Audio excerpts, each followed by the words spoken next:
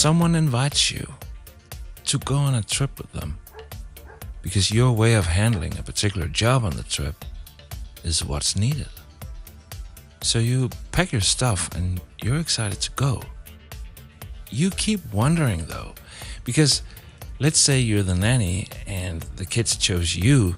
You kind of wonder where that fits into the big picture, because it simply can't be that just because the kids said, yes, she's great, she makes a great cup of cocoa, then that automatically makes you qualified. It's a tour, it's a journey with little stops along the way, where obviously Raven and Troy has to perform in front of audiences, and where the crew, and this time the kids, are coming along. They're not Raven and Troy's kids, they're orphans. Stella, Mew, Snowflake, Babe, Cookie, coming along on the journey with seemingly no other purpose than just sticking together. They also don't appear to be very interested in discovering the world. It's as if they've already seen a lot of it. They're more like using it another time or using it again. They seem to have their very own traditions. Your plane seat is next to Raven's. She's very kind and quiet. She's not like the girl you see on stage photos or music videos jumping around. She's more like this calm, organized, wise woman sitting there. And she looks as if she's always been doing this. And you think that because she's Raven and you're not, there'll be distance. You'll get to know each other slowly, one step at a time. But a tour is not like that.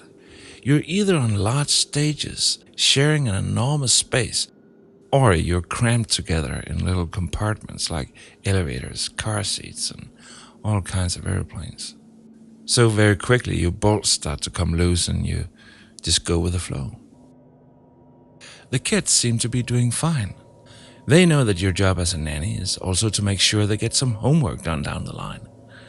But for now they'll be enjoying the trip, and as Raven says, you have to learn how to enjoy the moment, because otherwise you won't last on a busy tour. Hotel rooms are as big as football fields and offer the kids anything. You try to enforce rules, but you can only do that to a certain degree. You are constantly running up against production clock. And you quickly figure out that you're the stranger here, but you do your best. Yeah. As the work continues and continues. In the hotel lobby, there's a bar with anything you can imagine. And you were hoping that you could sit there for a while and enjoy something extravagant. But by the end of the day, all you can think of is getting hold of a hot cup of tea so that you don't catch a cold, because you're moving in and out of buildings all the time.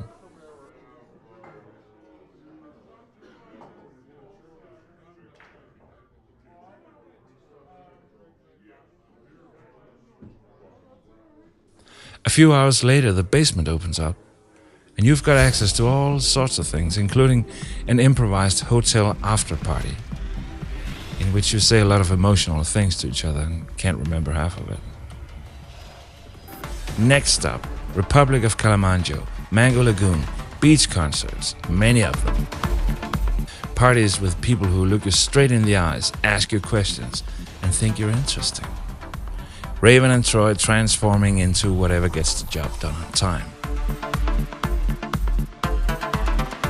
And the kids, meeting up with another orphan who they know, Lara.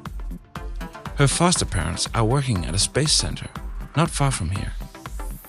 Lara knows the big red house back home. Raven and Troy know Lara, and Lara knows the Mango Lagoon pretty well by now. So the kids go out. And they'll do what other kids do around here. But if you happen to pass by, you can hear that all they're talking about is how to build a spaceship. A fast one. What kind of fuel it should run on, what it should be protected by while it's going through the atmosphere, and they're completely obsessed with this. Stella and Mew has been working on the engine back home, while Lara has been working with some kind of outer protection at the Space Center. It's their thing, and in the kindest way possible, they're not involving you in it.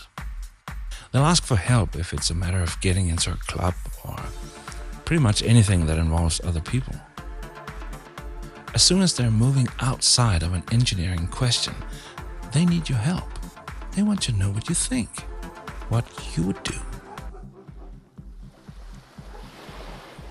And so in the end, it dawns on you that what you're basically there for is to provide an insight into an alternative lifestyle. A lifestyle that most other people seem to have, where creativity and urgency is not necessarily connected. Because you are the nanny. And you're allowing yourself to be more open to choices in life. Raven and Troy can't deliver that. They're locked on their own path now. It's too late. But you see the nanny, who at the moment has no other obligations, might be able to give them that.